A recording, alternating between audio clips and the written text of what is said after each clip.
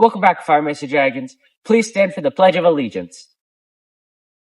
Ready? Begin.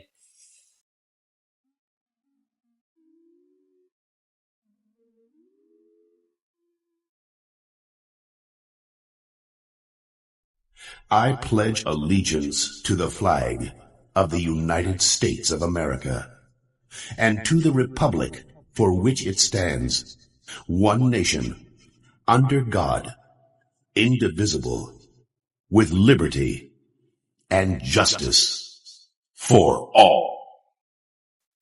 Please remain standing for the 30 seconds of silence.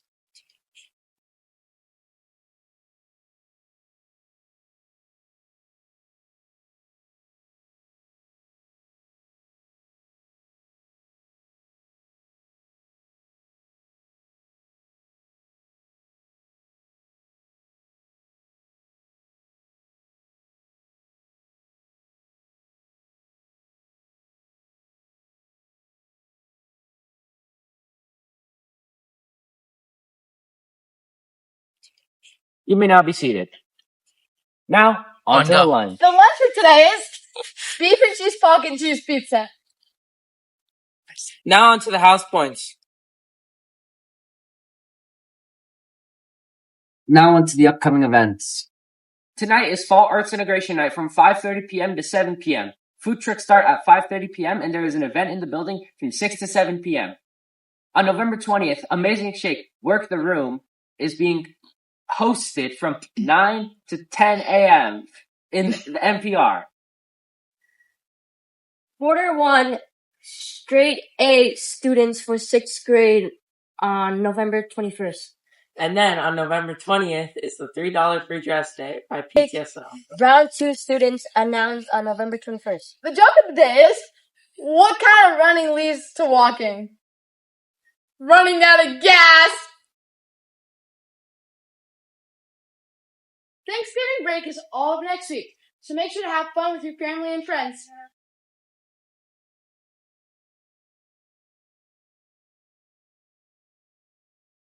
Important time of year for Indigenous people, Native American Heritage Month.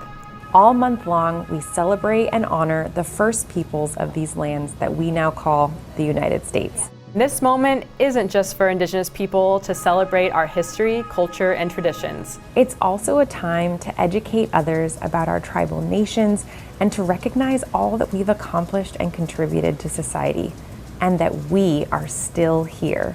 Who exactly is considered Indigenous? And what are the terms used for the different groups from various regions? And when did this yearly cultural celebration become official? Ayuki, hello. I'm Kiara Sotile. And I'm Alyssa Yakidi London, Tlingit Ayachat. I'm proud to be Karuk. I am a member of the Tlingit tribe of Alaska. We're going to break it to celebrate. But when was it officially recognized on the calendar? To answer that, we have to go back to the early 1900s. In 1914, Red Fox James, a Blackfoot Native American, rode on horseback across America, rallying state governments to approve an official day to honor Native Americans. A year later, with support from 24 states, he presented his proposal at the White House, but there's no record that anything came of it. Then, 1 year later, the state of New York declared the first recorded American Indian Day in May 1916. But it wasn't until 1990 that President George H.W. Bush officially made it a month. Now let's talk about who are Indigenous people. Some prefer the term Native American, others use American Indians. Other identifiers are location specific, like Alaska Natives, which refers to Indigenous people of Alaska, or First Nations, the First Peoples in Canada. Many Indigenous people like to identify by their tribal affiliations, like Navajo Nation or Dene people, Karuk, Puyallup, Tlingit, or Seminole.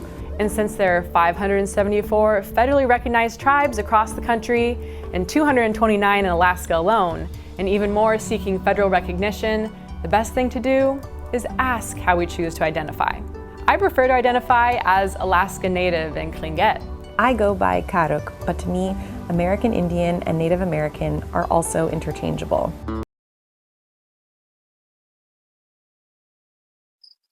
Okay, can you start?